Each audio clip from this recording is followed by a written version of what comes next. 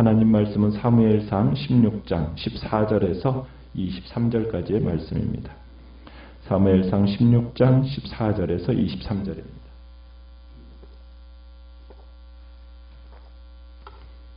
사무엘상 16장 14절입니다. 여호와의 영이 사울에게서 떠나고 여호와께서 부리시는 악령이 그를 번뇌하게 한지라.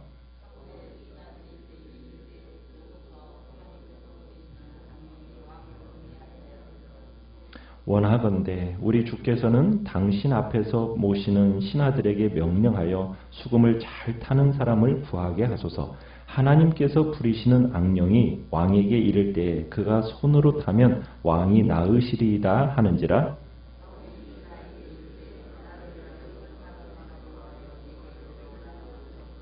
소년 중 한 사람이 대답하여 이르되 내가 베들레헴 사람 이새의 아들을 본즉 수금을 탈 줄 알고 용기와 무용과 구변이 있는 준수한 자라. 여호와께서 그와 함께 계시더이다 하더라.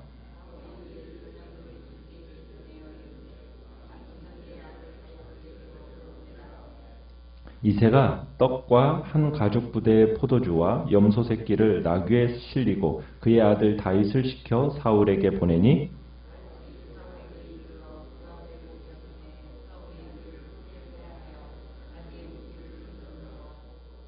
또 사울이 이새에게 사람을 보내어 이르되 원하건대 다윗을 내 앞에 모셔서게 하라. 그가 내게 은총을 얻었느니라 하니라. 하나님께서 부리시는 악령이 사울에게 이를 때 다윗이 수금을 들고 와서 손으로 탄즉 사울이 상쾌하여 낫고 악령이 그에게서 떠나더라. 아멘. 오늘 말씀의 제목은 누가 왕인가 라는 제목으로 말씀을 나눕니다.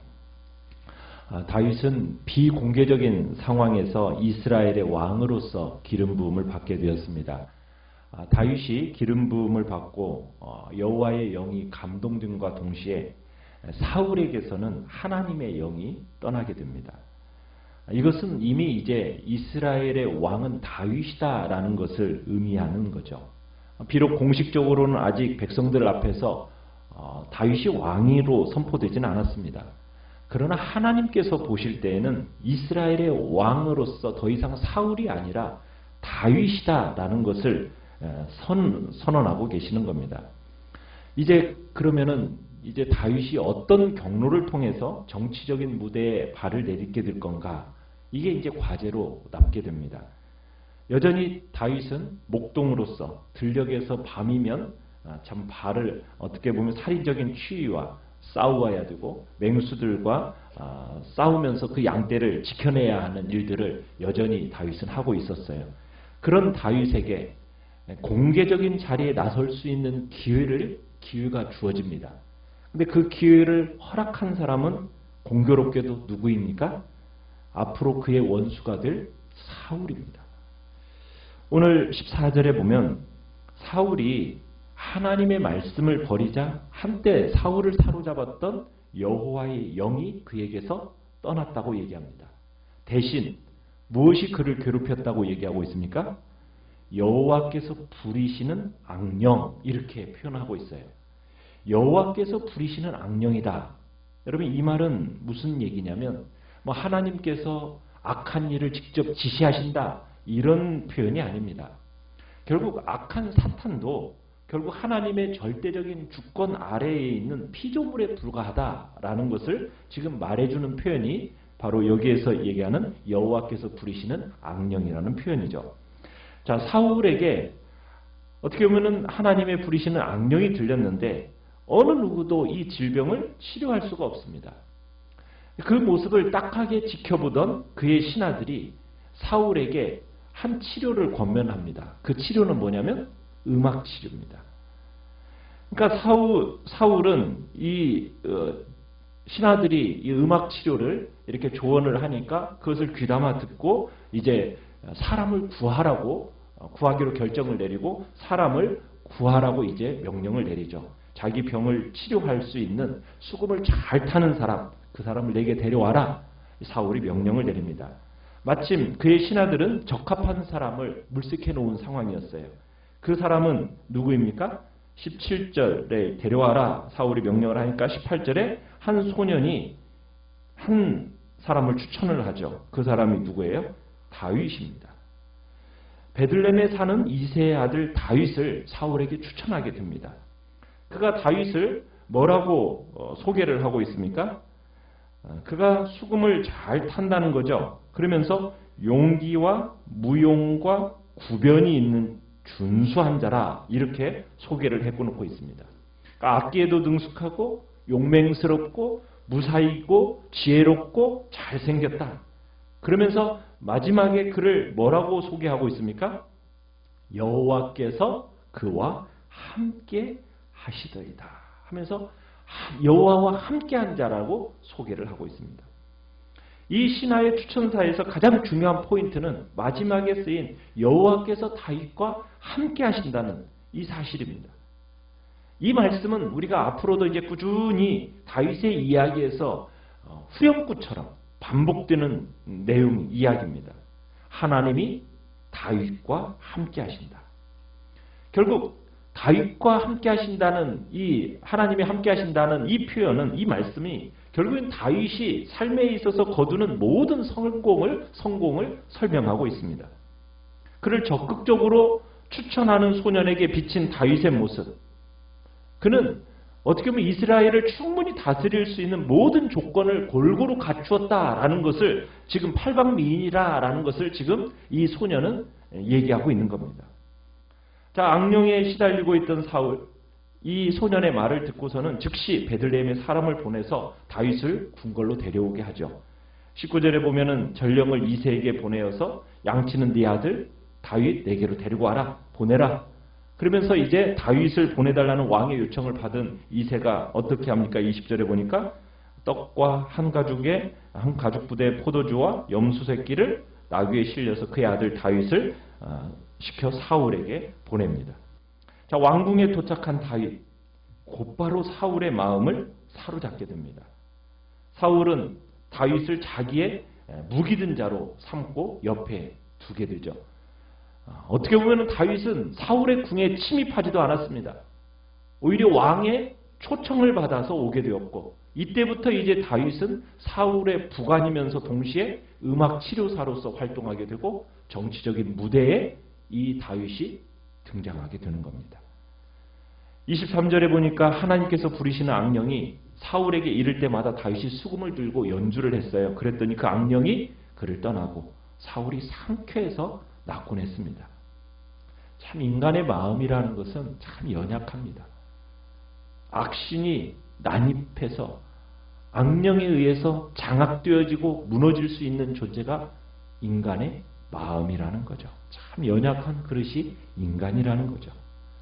자, 그러나 어쨌든 하나님의 영이 함께하는 다윗이 전심으로 찬양을 하며 올려드리면 그 악한 영은 쫓겨가고 맙니다. 다윗은 참 영감 있는 찬양을 했다라는 것. 참 다윗은 깊이 있는 영성 있는 인물이었다라는 것을 다시 한번 보여주죠. 다윗은 참 영혼을 달래는 음악 치료사로서 이제 사울 왕궁에서 실력자로 이제 됩니다.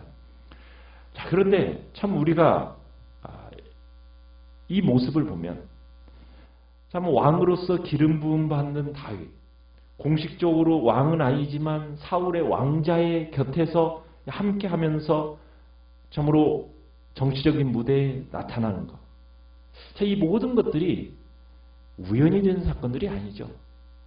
다 하나님의 섭리 속에서 진행되어지는 걸 보게 됩니다. 하나님이 다윗의 왕권을 세우시기 위해서 사울에게 악령을 보내시고 그로 하여금 고통당하게 하시고 결국에는 누구로 하여금 악령을 쫓겨나가게 만들어요? 다윗으로 하여금 악령이 쫓겨나가게도 만들어 이 모든 일을 섭리하신 분이 하나님이시라는 거예요. 결국 공식적으로는 사울이 왕일지는 모르지만 결국 그 왕의 통치는 다윗에 의해서 가능해진 거나 마찬가지입니다. 왜? 옆에서 다윗이 그의 마음을 달래주지 않는 이상 그는 올바른 통치를 할 수 없는, 결국에는 다윗이 그 이스라엘을 통치하는 자로서 사울을 옆에서 보좌하고 있었던 거죠. 참 우리가 이 장면을 보면 반전도 이런 반전도 없는 것 같아요. 다윗은 가족들로부터도 열애로 취급받은 인물이었어요. 들판에서 양이나 치던 어떻게 보면 찌꺼기 같은 인생, 누구도 주목하지 않았던 사람이 바로 이 다윗입니다. 그런데 이 다윗이 희한한 사건으로 궁정에 입고를 하게 돼요. 들판에 있던 다윗이 궁궐 속에 다윗으로 들어가게 되는 아이러니한 사건이 바로 16장에서 벌어지는 거예요. 여러분, 이렇게 되리라고 누가 상상이나 했겠어요? 이런 장면을 다윗이 상상했겠습니까? 또 아버지가 상상을 했겠습니까? 사울도 사무엘도 그 누구도 상상한 사람 아무도 없습니다. 이 일을 꿈꾼 사람 아무도 없어요. 그런데 이 일을 계획하시고 이 일을 섭리하신 분이 누구예요? 하나님밖에 없어요. 결국에는 역사를 만들어 가시는 분, 진정한 역사를 만드시는 분은 누구입니까? 하나님이신 거죠. 그러니까 사람이 꿈꾸고 계획한다고 해서 이루어지는 게 아닙니다. 어느 누구도 그렇게 준비한 적이 없어요. 다윗은 그냥 하루하루 자기에게 맡겨진 그 양을 보호하기 위해서 최선을 다해서 삶을 살았을 뿐입니다. 그런데 보이지 않는 하나님의 오묘한 그 섭리와 경륜이 이 이야기를 엮어가시는 거죠. 무료한 들판에서 갑자기 화려한 궁궐로 전환되는 이 엄청난 역사, 그 역사 속에 그 모든 일들의 배후는 하나님이 하시는 일입니다. 다윗이 가장 총애받는 왕의 무기 든 자로 사울 곁에 머물게 될 거라고 누가 생각이나 했겠어요. 그런데 이 치밀한 계획은 바로 하나님이 하셨다라는 거죠. 여러분들의 삶을 돌이켜보셨을 때, 젊었을 때부터 참 많은 꿈을 꾸셨죠? 꿈 없으셨나요? 꿈이 있으셨죠? 이것도 하고 싶었고 저것도 하고 싶었고. 그런데 계획대로 되시던가요?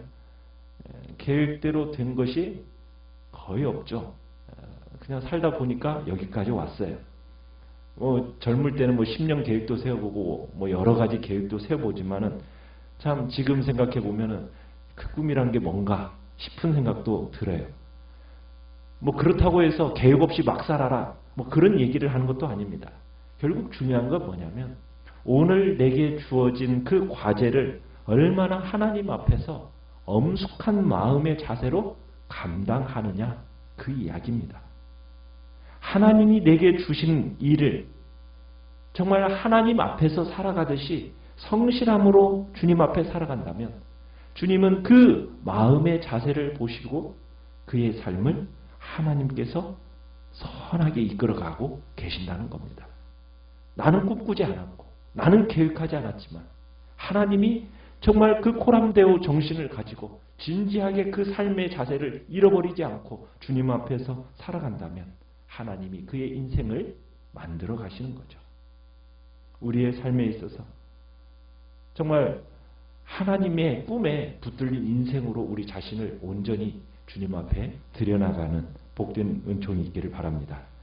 정말 우리의 남은 인생, 오늘 하루의 인생 늘 같은 가치로 오늘 나에게 주어지는 그 사소한 일상이 하나님이 내게 맡겨주신 그 자리인 줄 알고 그 자리 속에서 성실함과 충성됨을 가지고 주님 앞에 믿음으로 하나님 앞에서 살아간다면 우리의 삶 한 걸음 한 걸음 속에서 하나님의 그 놀라우신 선하신 역사를 우리 가운데 펼쳐나가 보여주실 것입니다. 때로는 인생길이 참으로 답답하고 보이지 않을 수 있습니다. 그러나 우리는 하나님의 절대 주권을 믿는 사람들입니다. 때로는 실패같이 여겨지는 그 자리에서도 하나님은 실수하지 않으신다라는 분명한 믿음 가운데 묵묵히 그 길을 걸어가시길 바랍니다. 오늘도 우리에게 주어진 이 소중한 시간 하나님 앞에서 금처럼 귀하게 붙들고 최선을 다해 살아내시기를 간절히 바랍니다. 어떤 상황 속에서도 하나님을 구하고 찾는 복된 그리스도인으로서 아름답게 살아가시길 바랍니다. 말씀을 생각하면서 기도하시고요.